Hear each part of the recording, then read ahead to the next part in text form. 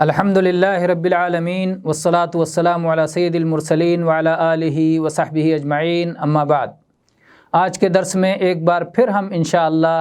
فرشتوں کے کچھ مزید کام ذکر کریں گے۔ پچھلے درس میں کچھ فرشتوں کے نام اور ان کے کام کا تذکرہ ہوا تھا، جیسے جبریل علیہ السلام کا،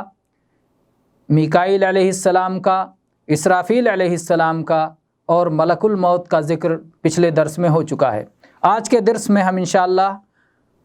پہاڑوں کے فرشتوں کا ذکر کریں گے۔ وہ فرشتے جن کو ملک الجبال، پہاڑوں کے فرشتے کہا جاتا ہے، پہاڑوں کی ذمہ داریاں جنہیں دی گئی ہیں، اور ان کا ذکر اس حدیث میں آیا ہے جب نبی کریم صلی اللہ علیہ وسلم طائف تشریف لے گئے اور طائف والوں کو آپ نے اللہ کی طرف بلایا، اور طائف والوں نے آپ کی بات نہیں مانی اور بڑا ہی غلط طریقہ اپنایا، آپ کے ساتھ بدسلوکی کا طرز عمل اپنایا، اور اللہ کے نبی صلی اللہ علیہ وسلم طائف کے ان حالات کا ذکر کرنے کے بعد حدیث میں فرماتے ہیں فَإِذَا أَنَا بِصَحَابَةٍ قَدْ أَضَلَّتْنِي، کہ جب نبی کریم صلی اللہ علیہ وسلم طائف سے واپس ہو رہے تھے اور ان لوگوں کے برے برتاؤ کی وجہ سے آپ غمزدہ تھے کہ انہوں نے اللہ کی طرف دی جانے والی دعوت کو ٹھکرا دیا تھا، نہ صرف اسے قبول نہیں کیا تھا بلکہ بدسلوکی کا طریقہ اپنایا تھا، آپ بڑے غمزدہ اور بڑے پریشان تھے کہ اچانک ایک بدلی جو آپ کو سایہ کی ہوئی تھی، آپ نے نظر اٹھا کے دیکھا تو بدلی میں جبریل علیہ السلام موجود تھے۔ جبریل علیہ السلام نے نبی کریم صلی اللہ علیہ وسلم کو آواز دی اور کہا ان اللہ قد سمع قول قومک لک وما ردوا علیک، کہ آپ کی قوم نے آپ کے ساتھ جو رویہ اپنایا اور آپ کو جو بات کہی وہ سب کچھ اللہ نے سن لیا ہے، ان کا جواب بھی سن لیا ہے، اور اللہ تعالیٰ نے ابھی پہاڑ کے فرشتوں کو میرے ساتھ بھیجا ہے تاکہ آپ جس طرح کا حکم دیں پہاڑ کے فرشتے ویسا کریں گے۔ اتنا کہنا تھا کہ پہاڑ کے فرشتے نے نبی کریم صلی اللہ علیہ وسلم سے سلام کیا اور اس کے بعد کہا کہ اے محمد صلی اللہ علیہ وسلم، آپ جو چاہیں مجھے حکم دیں، اگر آپ مجھے حکم دیں گے تو میں دو پہاڑیوں کے بیچ میں ان طائف کے لوگوں کو پیس دوں گا، دونوں پہاڑیوں کو آپس میں جڑ جانے کا حکم دوں گا جس کے درمیان یہ لوگ پس جائیں گے، قربان جائیں۔ نبی رحمت فداہ ابی و امی فرماتے ہیں بل ارجو ان یخرج اللہ من اصلابہم من یعبد اللہ وحدہ لا یشرک بہ شیئا۔ اللہ کے نبی رحمت صلی اللہ علیہ وسلم نے فرمایا کہ نہیں، ایسا مت کرو، پہاڑوں کے بیچ میں انہیں نہ پیسو،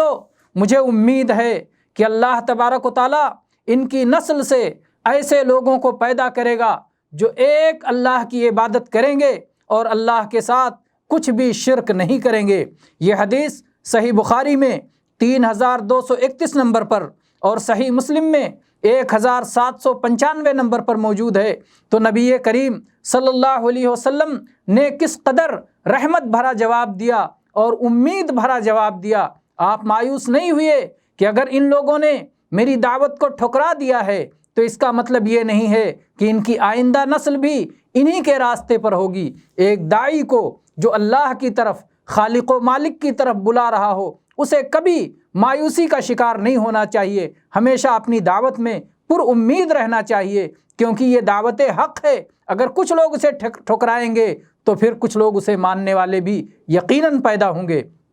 اسی طرح سے وہ فرشتہ بھی ہے جس کو اللہ تعالیٰ نے رحم مادر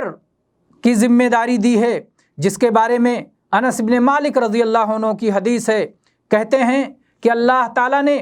اللہ کے نبی صلی اللہ علیہ وسلم نے فرمایا ان اللہ عز وجل وکل ملکا یقول یا رب نطفہ یا رب علقہ یا رب مضغہ فاذا اراد ان یقضی خلقہ قال اذکر ام انثى شقی ام سعید فمر رزق والاجل فیکتب فی بطن امہ۔ یہ حدیث صحیح بخاری میں 318 نمبر پر اور صحیح مسلم میں 2646 نمبر پر موجود ہے۔ ایک وہ فرشتہ جسے اللہ نے رحم مادر پر مقرر کیا ہے، ماں کی بچے دانی کی دیکھ ریکھ کی ذمہ داری دی ہے، وہ اللہ تعالیٰ سے کہتا ہے یا اللہ اب نطفہ رحم مادر میں پڑ گیا، اب وہ خون کا جمع ہوا لوتھڑا بن گیا، اب وہ گوشت کا ٹکڑا بن گیا۔ جب اللہ تبارک و تعالیٰ اس کی تخلیق کو مکمل کرنا چاہتا ہے تو پھر وہ فرشتہ اللہ سے پوچھتا ہے یا اللہ مرد ہوگا یا عورت ہوگی، بچہ ہوگا یا بچی ہوگی، یا اللہ یہ بدبخت رہے گا یا نیک بخت رہے گا، یا اللہ اسے رزق کیا ملے گا، یا اللہ اس کی مدت حیات کیا ہوگی۔ فرشتہ یہ سب باتیں اللہ تعالیٰ سے پوچھتا ہے اور اللہ تعالیٰ سے پوچھ کر کے ماں کے پیٹ میں ہی ایک انسان کی تقدیر کو لکھ دیتا ہے۔ جو کچھ اس دنیا میں ہو رہا ہے تقدیر پہلے سے لکھی ہوئی ہے، اور وہ تقدیر لکھنے کے لیے رحم مادر میں اللہ تعالیٰ نے ایک فرشتہ مقرر کر رکھا ہے۔ اسی طرح سے کچھ فرشتے وہ ہیں جنہیں اللہ تعالیٰ نے عرش اٹھانے کی ذمہ داری دی ہے، اپنا عرش، اللہ کا عرش جو سب سے بڑی مخلوق ہے اور جس عرش کے اوپر اللہ تعالیٰ ہے، اللہ تعالیٰ کے اس عرش کو کچھ فرشتے اٹھائے ہوئے ہیں۔ سورہ غافر آیت نمبر 7 میں اللہ تعالیٰ نے فرمایا الذین یحملون العرش ومن حولہ یسبحون بحمد ربہم ویؤمنون بہ ویستغفرون للذین آمنوا۔ جو لوگ عرش کو اٹھائے ہوئے ہیں اور جو عرش کے آس پاس ہیں وہ اپنے رب کی حمد اور تسبیح بیان کرتے ہیں، اپنے رب کی پاکی اور تعریف بیان کرتے ہیں اور اپنے رب پر ایمان لاتے ہیں اور ایمان والوں کے لیے بخشش کی دعائیں کرتے ہیں۔ اسی طرح سے سورہ حاقہ کی آیت نمبر 17 میں اللہ تعالیٰ نے فرمایا وَيَحْمِلُ عَرْشَ رَبِّكَ فَوْقَهُمْ يَوْمَئِذٍ ثَمَانِيَةٌ، اور آپ کے رب کا عرش اس دن 8 لوگ اٹھائے ہوئے ہوں گے۔ بعض علماء کہتے ہیں کہ عرش کے ارد گرد جو فرشتے ہوں گے ان کا نام کروبی فرشتہ ہے، کروبیون جس کی جمع ہے۔ تو یہ عرش کے اٹھانے والے فرشتے نہایت معزز اور شرف والے فرشتے ہیں۔ اسی طرح سے ان فرشتوں میں سے جنت کے خازن بھی ہیں، جنت کے ذمہ دار، جنت کے منتظم اور جنت کے داروغہ بھی ہیں، جن کا ذکر قرآن پاک میں سورہ زمر کی آیت نمبر 73 میں آیا ہے۔ اللہ تعالیٰ نے فرمایا وَسِيقَ الَّذِينَ اتَّقَوْا رَبَّهُمْ إِلَى الْجَنَّةِ زُمَرًا حَتَّى إِذَا جَاءُوهَا وَفُتِحَتْ أَبْوَابُهَا وَقَالَ لَهُمْ خَزَنَتُهَا سَلَامٌ عَلَيْكُمْ طِبْتُمْ فَادْخُلُوهَا خَالِدِينَ، کہ جو لوگ اپنے رب کے پرہیزگار بندے ہیں انہیں جنت کی طرف ٹولی ٹولی اور گروہ گروہ لے کے جایا جائے گا۔ جب وہ جنت کے پاس پہنچیں گے تو جنت کے دروازے کھلے ہوئے ہوں گے اور جنت کے منتظمین خزنۃ الجنہ، جنت کے ذمہ دار، جنت کے داروغہ ان سے کہیں گے سلام علیکم، آپ سب پر سلامتی ہو، آپ پاکیزہ رہے، آپ ہمیشہ ہمیش کے لیے جنت میں داخل ہو جاؤ۔ اسی طرح سے اللہ تعالیٰ نے سورہ رعد کی آیت نمبر 23 میں ارشاد فرمایا جنات عدن يدخلونها ومن صلح من آبائهم وازواجهم وذرياتهم والملائکۃ يدخلون علیہم من کل باب، کہ ہمیشہ ہمیش کی جنت میں اہل ایمان داخل ہوں گے اور ان کے باپ دادا میں اور ان کے جوڑوں میں جو نیک رہے اور ان کی اولاد میں جو نیک رہے سب ان کے ساتھ داخل ہوں گے، اور ہر دروازے سے فرشتے ان کے پاس آئیں گے۔ تو اتنے سارے فرشتوں کو اللہ تعالیٰ نے جنت کے نظام کے لیے لگا دیا ہے۔ اسی طرح سے کچھ فرشتے جہنم کے منتظم ہیں، جہنم کی نگرانی دیکھ ریکھ کرتے ہیں اور جہنم کے داروغہ ہیں، وہ بھی جہنم کے لیے اللہ نے انہیں لگایا ہے۔ اللہ تعالیٰ ہماری اور آپ سب کی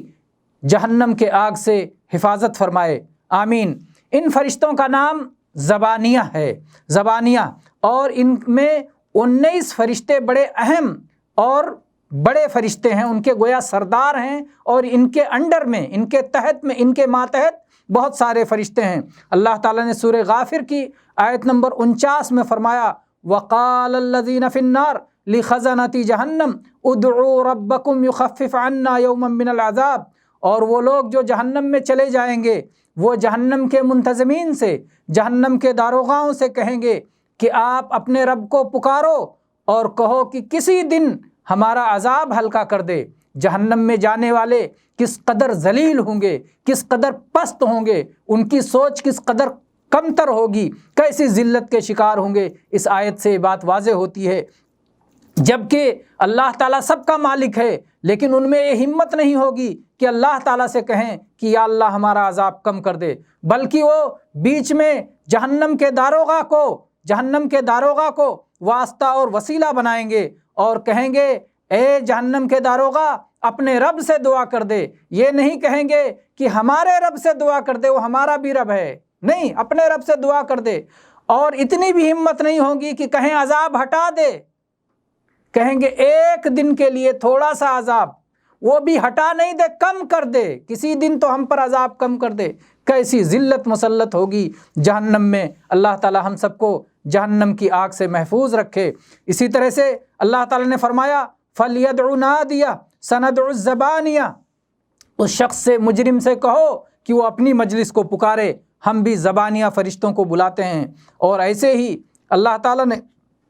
एक और जगह कुरान पाक में फरमाया अलैहा तिसअता अशर वमा जअलना अस्हाबन नारि इल्ला मलाइका वमा जअलना इद्दतहुम इल्ला फितनतल लिल्लज़ीना कफ़रू। हमने उस जहन्नम पर 19 फरिश्तों को मुकर्रर किया है और ये गिनती ये सिर्फ काफिरों के लिए फितना है।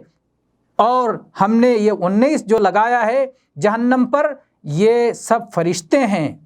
बाज़ जो नादान काफिर कहा करते थे कि 19 से तो हम निपट लेंगे, तो अल्लाह ताला ने कहा ये तुम्हारे जैसे इंसान नहीं हैं, ये फरिश्ते हैं जिन्हें अल्लाह ने मुकर्रर किया है। इसी तरह से अल्लाह ताला ने कुरान पाक में ज़िक्र फरमाया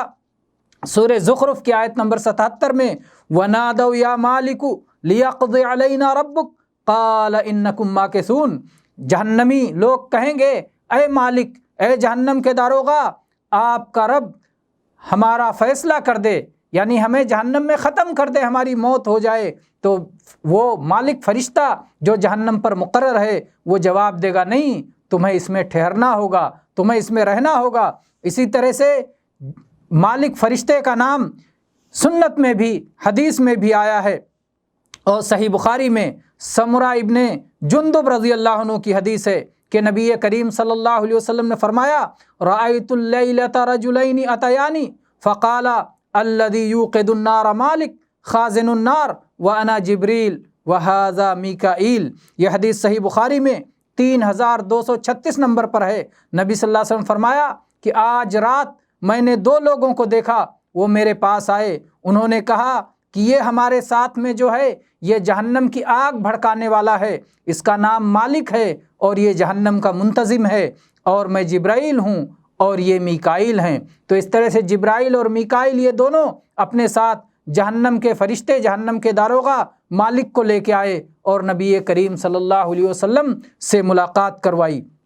तो ये बाज़ फ़रिश्तों का ज़िक्र था। बाज़ मज़ीद फ़रिश्तों का ज़िक्र इंशाअल्लाह हम अगले दर्स में करेंगे। व आखिरु दावाना अनिल हम्दुलिल्लाहि रब्बिल आलमीन व सल्लल्लाहु अला नबियना व सल्लम।